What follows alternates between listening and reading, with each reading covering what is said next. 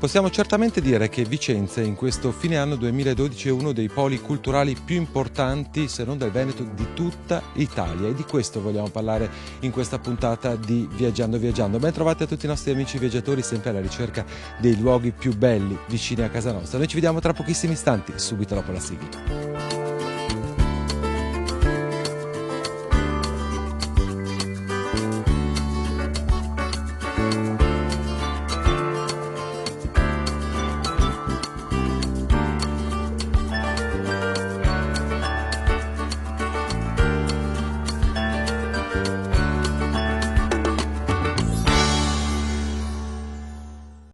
E siamo pronti per iniziare il nostro viaggio. Ho il piacere di ritrovare Mauro Passerin, conservatore del Museo del Risorgimento.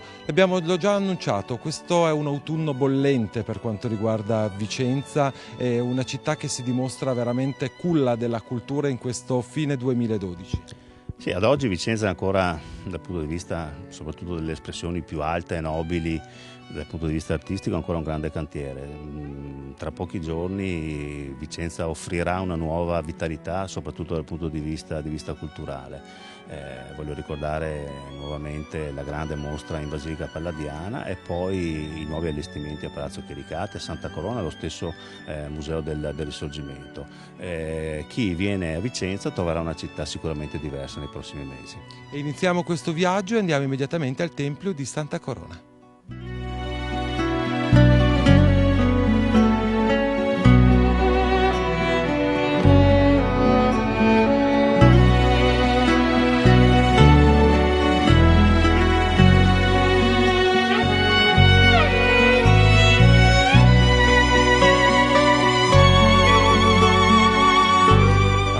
Veramente voglio ringraziare lei e un po' tutta l'amministrazione comunale, perché ci state regalando in queste settimane delle chicche meravigliose. Un paio di settimane fa con il sindaco abbiamo visto un po' in anteprima la Basilica Palladiana, oggi stiamo vedendo il Tempio di Santa Corona. Diciamo è ancora un po' un cantiere all'interno, ma perché nei prossimi giorni ci sarà questa nuova grande apertura. Alle nostre spalle vediamo tra l'altro già uno dei primi grandi gioielli, questo altare molto, molto imponente. Sì, se mi consente io vorrei anzi ringraziare la Fondazione Cari Verona che ci ha concesso e permesso di fare questo grande restauro. È stato un impegno finanziario notevole, come può ben capire. E qui abbiamo alle nostre spalle appunto abbiamo l'altar maggiore, una delle opere più belle diciamo della città, ma non solo, come ho poc'anzi detto, anche per altre cose. È un altare che è datato 1670-1690, quindi 20 anni di lavoro, viene dalla scuola fiorentina di un certo Corbelli, che ha utilizzato 60 tipi di marmi, quindi ci sono 60 tipi di marmi. C'è un racconto sia di vita quotidiana e anche evangelica. Abbiamo l'Antico e il Nuovo Testamento raccontati con intarsi in marmo, in un contesto di grandissimo valore, con un altare doppio, perché nella parte retrostante erano seduti i frati, mentre nella parte diciamo verso la navata c'erano i fedeli, quindi c'è anche questa particolarità. Oltre all'altar maggiore, che è l'opera principale, forse l'opera principale di questa chiesa, è stato anche restaurato il coro, quindi il coro con tutto intarsiato in legno, con dei racconti straordinari. Ecco, quindi grande soddisfazione, grande qualità di restauro, e riusciranno quindi i vicentini finalmente a vedere una cosa di grande livello. Oltre all'altare sono stati anche sistemati e ripristinate tutte le vetrate, come vede, e quindi la chiesa nel suo complesso sarà restituita con un restauro veramente di qualità. Veramente, l'abbiamo già detto, vorrei ricontinuare a sottolinearlo, questo che si prospetta è un autunno veramente caldo per Vicenza, la Basilica Palladiana, il Tempio di Santa Corona, una città che vuole dare della cultura, dell'arte, è veramente un segno molto importante anche in questi periodi diciamo non molto felici dal punto di vista economico, però io penso che è una città che investe nella cultura, nell'arte, è una città che crede molto anche nel futuro. Certamente, possiamo dire che moltissimi di questi interventi sono stati possibili grazie, come dicevo, all'intervento diretto della Fondazione Cari Verona. Senza questo intervento economico non saremmo riusciti né a realizzare il restauro della Basilica, né a realizzare questo restauro né quello del Palazzo Caricati ed altri interventi insomma, che abbiamo concluso in città. Ricordo ad esempio le mura scaligere, anche questo è un grande lavoro di restauro che si è completato in questi anni. Quindi con l'aiuto esterno l'amministrazione indubbiamente mette a disposizione le sue competenze tecniche. Volevo anzi ringraziare in questo contesto chi ha operato, quindi i tecnici, i miei tecnici dell'assessorato ai lavori pubblici, la direzione lavori, le imprese che hanno lavorato qui con grande passione e grande competenza. Ci sono tecnici che hanno passato, diciamo, giornalmente per 3 anni il loro tempo quotidiano qui dentro. Questo dà il segnale anche dell'amore, oltre che della adesione al lavoro, a un lavoro, anche dell'amore e della passione per il restauro di un'opera straordinaria.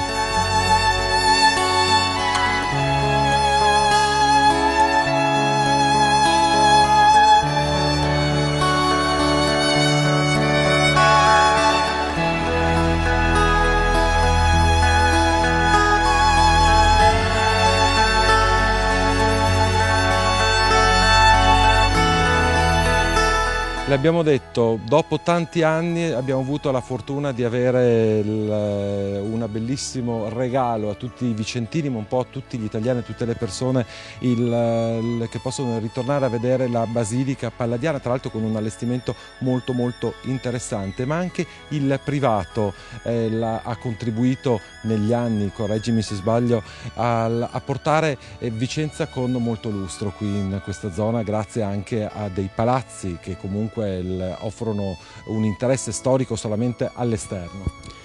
Sì, la ricchezza artistica e soprattutto delle raccolte museali è una ricchezza frutto della munificenza di molti cittadini, di famiglie anche nobili della città, che hanno così reso e messo a disposizione della pubblica fruizione patrimoni importanti dal punto di vista artistico e dal punto di vista storico. E a questo proposito noi vogliamo tornare a vedere assieme quello che è la proposta attuale di Palazzo Leoni Montanari.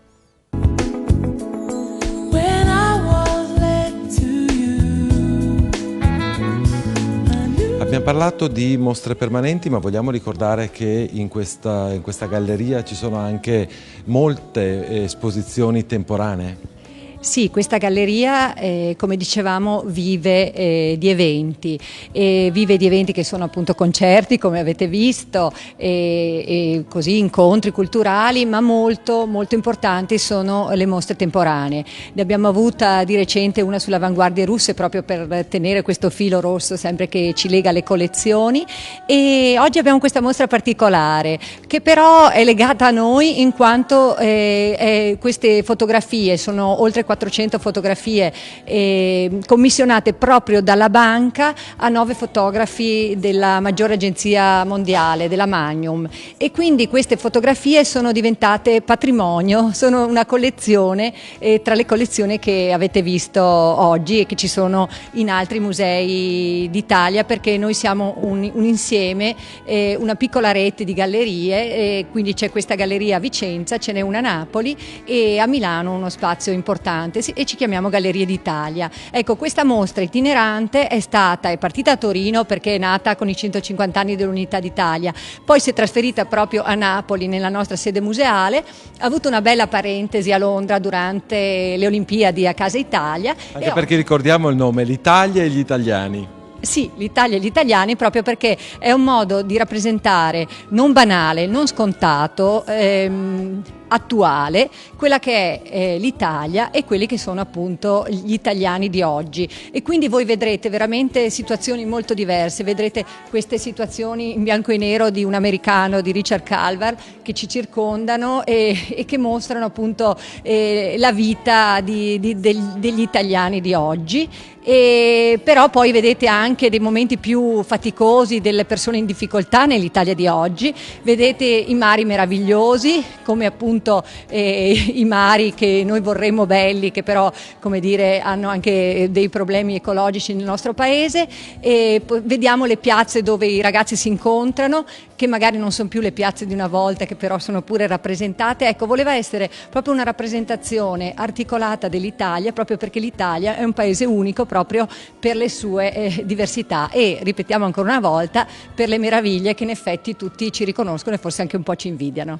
Veramente, l'abbiamo già detto, l'ho ripetuto più volte, tante emozioni, tante sensazioni, è un itinerario che veramente vi consigliamo. Diamo delle informazioni di servizio ai nostri telespettatori, l'apertura e l'avere un sito internet. Per avere delle informazioni come bisogna fare? Sì, la mostra sarà aperta fino al 20 gennaio, quindi un periodo diciamo abbastanza esteso, è aperta tutti i giorni tranne il lunedì, quindi dal martedì alla domenica, l'orario è dalle 10 alle 18 e ultimamente proprio abbiamo iniziato anche un'ulteriore apertura il sabato fino alle 20 e abbiamo un sito dedicato che è www.italiaitaliani.com, però io consiglio anche il sito di questo palazzo che oggi ospita la mostra, ma come abbiamo detto poi presenta molto altro, e quello è www.palazzomontanari.com. Dottoressa, io la ringrazio. Posso dire una cosa ultima perché è importante di questi tempi e voglio dire in generale. La mostra è d'ingresso gratuito e volevo anche ricordare che tutti i weekend c'è la possibilità di avere anche delle visite gratuite, visite guidate alla mostra, quindi il sabato di 16 alle 4 di pomeriggio e la mattina della domenica alle 11. Hai fatto benissimo interrompere perché era un'informazione fondamentale da dare a tutti i nostri amici telespettatori, specialmente in questo periodo.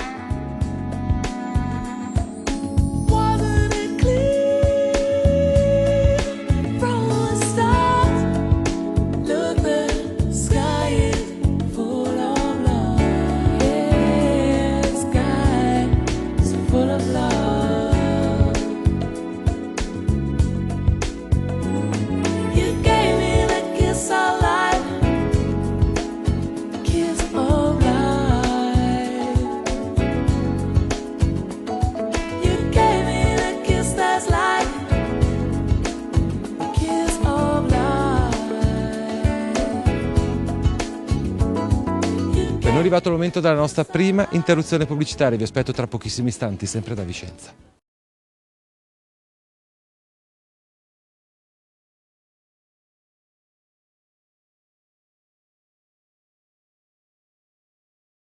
Seconda parte di Viaggiando Viaggiando, ben trovati in questa puntata molto particolare, una puntata che vogliamo parlare dell'offerta artistica che offre questa città, abbiamo detto molto viva specialmente in questa fine 2012.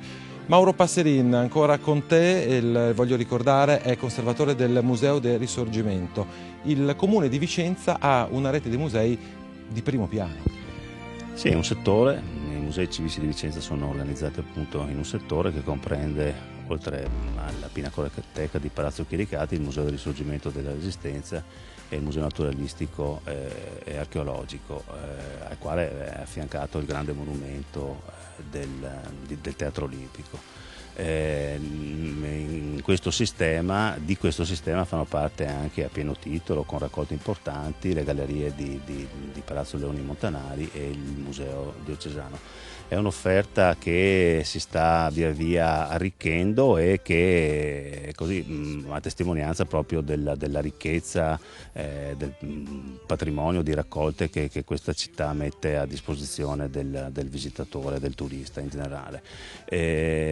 Ribadisco, è molto interessante per tutti i musei, in modo particolare per i musei civici, l'offerta didattica. Noi in questi anni abbiamo lavorato molto con le scuole e per le scuole. E a questo proposito noi ritorniamo a Palazzo Chiericati.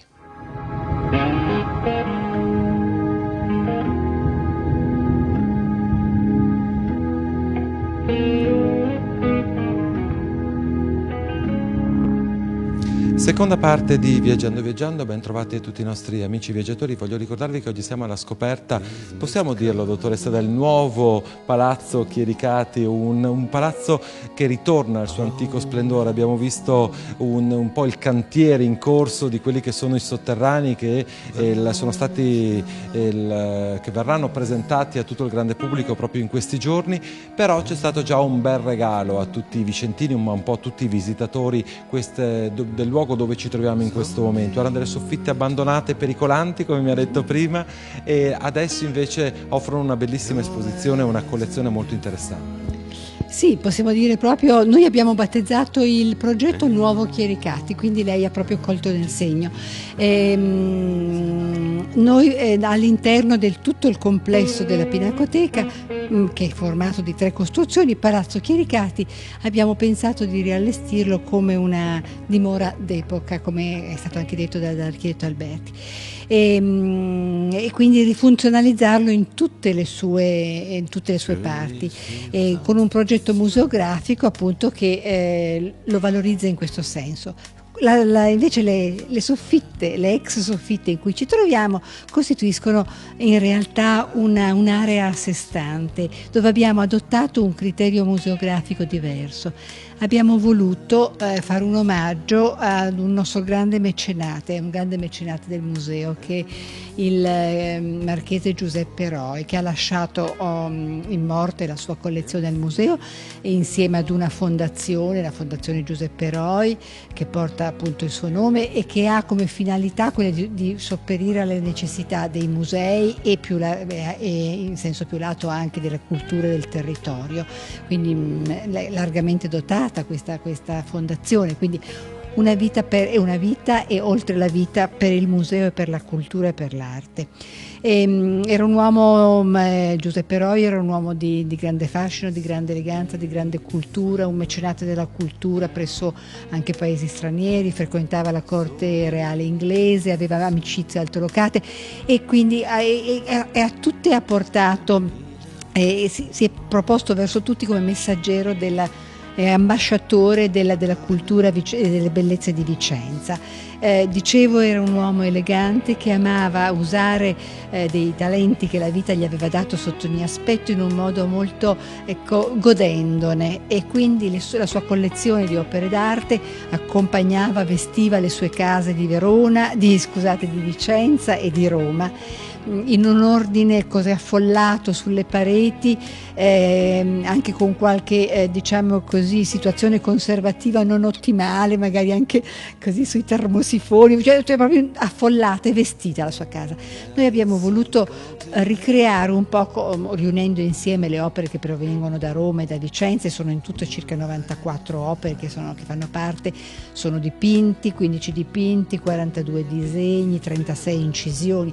Abbiamo voluto riproporle così, con quest'ordine da casa, da situazione, da ambiente domestico eletto, di eleganza e di stile, però presentarle in questo modo. Ecco, come pensiamo che Giuseppe Roi potrebbe godere di stare qui in questi spazi che portano così fortemente il segno della sua generosità, della sua cultura e della sua generosità.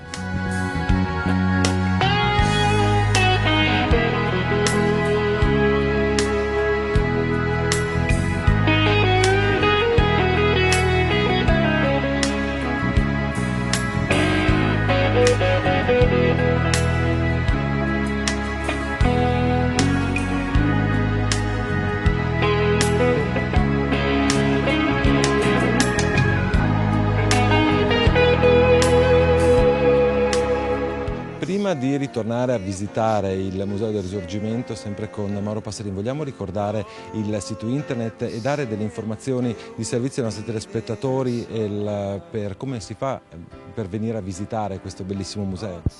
Sì, certo, abbiamo un sito internet che è continuamente aggiornato, molto ricco e anche graficamente direi accattivante, www.museicivicivicenza.it. all'interno del quale sono contenute tutte le nostre proposte e in modo particolare per quanto riguarda la Pinacoteca in questi ultimi anni sono state anche caricate nel sito molte raccolte, in modo particolare quelle che sono comprese nel catalogo cartaceo. Quindi è un sito peraltro molto usato e ripeto continuamente aggiornato. Proprio in questi giorni stiamo lavorando al restyling grafico del sito. Abbiamo parlato poc'anzi Museo del Risorgimento. Science and progress did not speak as loud as my heart. Dottor Passeri, abbiamo lasciato Piazzale della Vittoria, ci siamo spostati, possiamo dire, di pochissimi metri, un centinaia di metri. Dove ci troviamo in questo istante? Vogliamo spiegarlo ai nostri telespettatori? Ci troviamo nel piazzale antistante del Museo del Risorgimento della Resistenza di Vicenza. Un museo molto importante, sottolineo questa cosa. Sì, è considerato uno dei più importanti d'Italia, non solo per la bellezza del luogo e del manufatto che ospita le raccolte, ma proprio per l'importanza sia qualitativa che quantitativa delle raccolte. Piazzale antistante del museo che ospita questi bellissimi 5 pezzi di artiglieria che facevano bella mostra di loro proprio nel piazzale della Vittoria e che dopo gli interventi di recupero e di restauro del museo negli anni 70 sono stati definitivamente collocati in questa sede. Sono dal punto di vista ormai assolutamente simbolico delle prede belliche del primo conflitto mondiale, sono delle artiglierie austriache da 149 ed 80 mm e diciamo così sono degli oggetti ormai rari perché solo in pochissime altre sedi si trovano pezzi di artiglieria così importanti, in modo particolare austriaci, e che diciamo per i vicentini sono degli oggetti che vengono molto spesso fotografati e così molto spesso apprezzati soprattutto dai bambini che qui in qualche modo giocano, insomma ritornano così, ma con anche le scolaresche che si avvicinano al museo apprezzano questo tipo di esposizione, quindi sono così lasciati alla libertà di ognuno, possono essere toccati, possono essere, non dico riutilizzati, ma insomma in qualche modo usati proprio per gioco.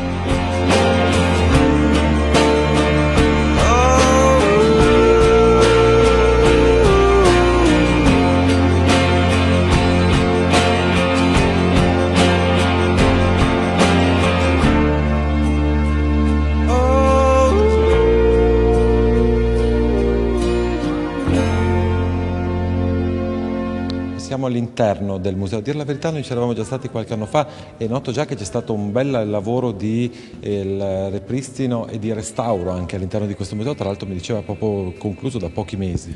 Sì, prima dell'estate siamo riusciti a riaprire dopo quasi 4 mesi di chiusura, sono stati fatti importanti interventi di restauro nelle sale, in modo particolare il completo rifacimento dell'impiantistica, sia dal punto di vista dell'impiantistica della sicurezza, quindi impianti di allarme, videosorveglianza, e dal punto di vista dell'illuminazione, quindi il rifacimento completo dell'impianto illuminotecnico. Adesso stiamo procedendo con il rifacimento di tutti gli apparati didascalici, abbiamo aggiunto qualche pezzo delle raccolte che questo museo conserva e quindi adesso il museo è a pieno titolo a norma e quindi questo è un motivo di grande soddisfazione per l'amministrazione che si è impegnata in maniera importante anche dal punto di vista finanziario. Quello della sicurezza è una tematica molto importante per noi perché circa il 70% del pubblico dei visitatori è composto da scolaresche e quindi da studenti che vengono qui in modo particolare per usufruire delle nostre proposte didattiche che via via con il passare degli anni si stanno sempre più arricchendo di nuove proposte. Ma che il tipo di collezioni offrite alle persone che scelgono questa come il meta per una gita fuori porta oppure per una visita? Allora, diciamo, la tipologia delle collezioni è vastissima, le raccolte più importanti riguardano appunto il Risorgimento, in modo particolare il Risorgimento vicentino e veneto, con riferimenti particolari alla città di Venezia, all'episodica risorgimentale di Venezia del 48-49. Questo museo propone, conserva ed espone in parte una delle più importanti raccolte del Risorgimento nazionale, la raccolta Fantoni, che è composta da oltre 30.000 pezzi, e ai quali si sono aggiunti con il tempo, come per una sorta di deposito alluvionale, le testimonianze materiali degli altri importanti eventi della storia vicentina, della storia nazionale, quindi la Grande Guerra e la Seconda Guerra Mondiale. È un museo che ha una precisa scansione cronologica, e quindi le raccolte che sono conservate e i documenti che sono esposti riguardano proprio gli anni che vanno dal 1797, l'anno della caduta della Serenissima Repubblica, sino agli episodi della guerra di liberazione, la Seconda Guerra Mondiale, 1945.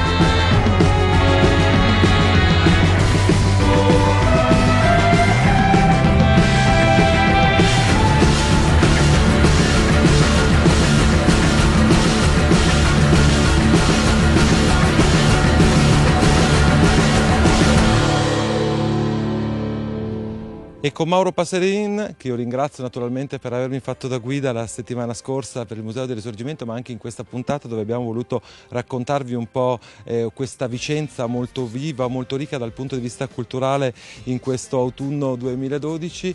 E naturalmente io voglio ringraziare ancora una volta Vicenza, nostra partner per quanto riguarda l'organizzazione e l'ospitalità. Voglio ringraziare, permettetemi, l'amministrazione comunale anche di Vicenza, che ci ha permesso, specialmente in queste ultime settimane, di avere delle proposte uniche, delle anteprime. Io ringrazio veramente perché abbiamo potuto proporre ai nostri telespettatori anche un po' delle anteprime, delle chicche per quanto riguarda questo territorio, molto belle, molto importanti.